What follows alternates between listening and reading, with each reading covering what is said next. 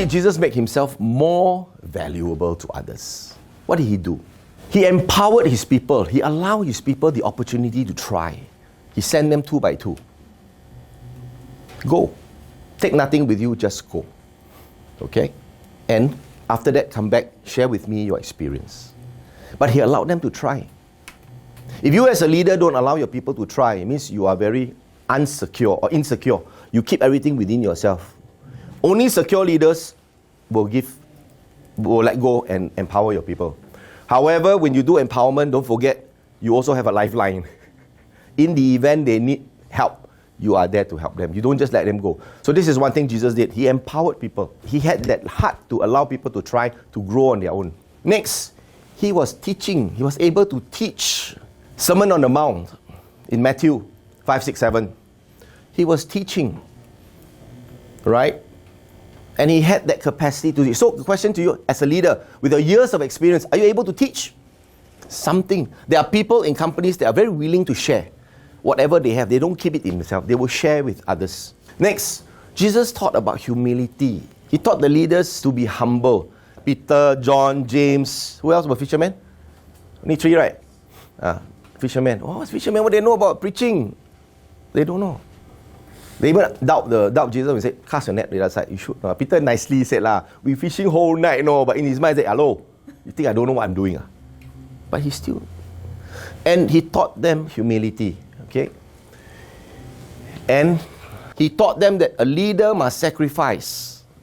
Not to die on the cross, although he did it. But leadership is about sacrifice. To be a leader is not easy. You got so many things to think about. You got so many people to take care. So it needs a lot of your time, which is sacrificial. If you're not prepared to sacrifice, don't be a leader. Okay? If you're not prepared to sacrifice, don't be a leader. That's what I'm telling you. Because the minute you stop sacrificing, you have reached what we call destination disease. You have stopped and you become average. You can never continue to be better. So which characters in the New Testament was the opposite? Who do you think was the opposite to Jesus? The Pharisees. Pharisees. They are opposite to Jesus. They are leaders in their own right. But their leadership is very different if you see what happens.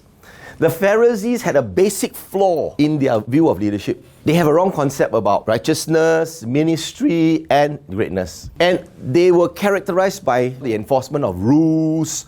Moses only had 10 commandments. You know how many laws and rules the Jewish people have? How many? From 10, how many became? A few hundred. Yeah, how many hundred? From 10, they multiplied it to how much? I mean, Jesus multiplied the fish and loaf, but these guys also quite good at multiplication. They changed from 10 to about 600 plus. All the difficult tasks were assigned, but they did nothing. They are not interested in doing it, but they impose it on the people. Next, the Pharisees believed that recognition, position, and title is what make a person great. You read Matthew 23. What leadership is about is an opportunity for us to serve, okay? It is not a trumpet call for you to be self-important. It's about serving people. Remember this? The Pharisee and the poor man coming to pray. And the Pharisee's prayer was, how good I am, how good and all this stuff, all the fasting I do and the charity that I give. The poor man at the back wouldn't even dare lift his eyes to God. And he said, Lord, I'm a sinner. You look at the picture of the Pharisee. Oh, show off. They like to dress very nicely. Like to look good. They want to know that they are powerful. So they place attention on outward appearance. That's why Jesus told them, you stand in the, in the open and show off, and you're fasting, like your face want to reach the floor and all that stuff. It's all about outward appearance. They only want to be looking good, but taking it easy. They are not walking the talk. They talk only. They don't walk the talk. So that's not what leadership is all about. So this is in direct contrast to Jesus. That's why every time Jesus comes, he will say, woe to you Pharisees, woe to you Sadducees. Because it's true. They are not doing it, but they're just imposing themselves and their laws on the people. So Jesus is concerned with your heart, not about your appearance. It's not the outside, it's the inside. A servant leader's focus needs to be on the people, not on the power or the position.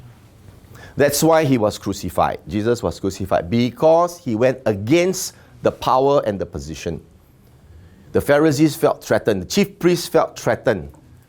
Because if they followed Jesus' way, they will be washed out. They will have no authority and no more position, no more power. Jesus said, whoever wants to be great among you must be your servant. And whoever wants to be first must be slave to all.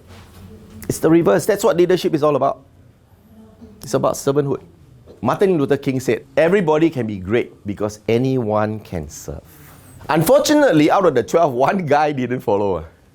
This guy.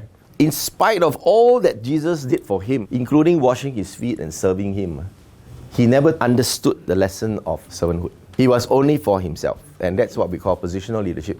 It's about me, it's about ego. So, how good and mature leaders relate to what people do? Firstly, they listen to their people stories. How many of you actually spend time having lunch with your group, going out, just understanding them as a person?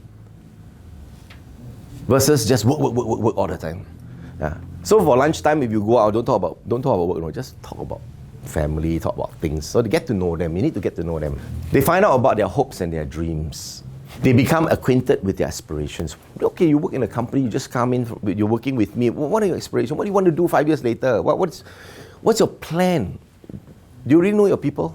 Pay attention to their emotions. If you don't know your people, you cannot lead your people. You must know your people. It's about caring and sharing and lifting others. Lifting them up. It's about putting others first. It's about them. It's not about us all the time. It's not about leaders all the time. Focusing on what others want and make things better for others so it benefits, grow and develop them. That's our job as a leader. The bottom line in leadership is this. It's not how far you advance yourself, but how far you advance others. So this is to achieve serving others and adding value. It's not about us as a leader, it's about them. Zig Ziglar said this, he climbs higher who help another up. So being a leader is about bringing people with you up the mountain. It's not you staying on the mountain and see the view so nice. It's bringing people up the mountain with you. Then you can move on to the next mountain. So, when is the perfect moment to do all this? When do you think it's the perfect moment to do all this leadership stuff that I just told you about? Don't wait for the perfect moment. Take what you have and make it perfect. If you are appreciated, if your boss appreciates you, you will want to do more. You somehow want to give back. So in summary, how do leaders add value? Firstly, truly value others. And then make yourself valuable to others by having something to give. Know and relate what others value. Don't wait until they give you the tender letter. Too late. John says, you will lead better by asking questions and not by giving directions. So when you ask, you're not imposing. When you're telling, it's imposing. People don't care how much you know until they know how much you care for them. They don't care. You may be the PhD, but if you don't care for me, I don't care for you. It's a heart-to-heart thing. It's not a head-to-head thing. Leadership is about touching the heart. Right? First you touch the heart, then you ask for a hand. Leaders find the people before they lead the people. It means you must know your people before you can lead them. If you know them only superficially, you won't be able to lead them. If you know them intimately, you will be able to lead them better. So let us add value and serve like Jesus, okay? Too much in the world is about me. Time for you.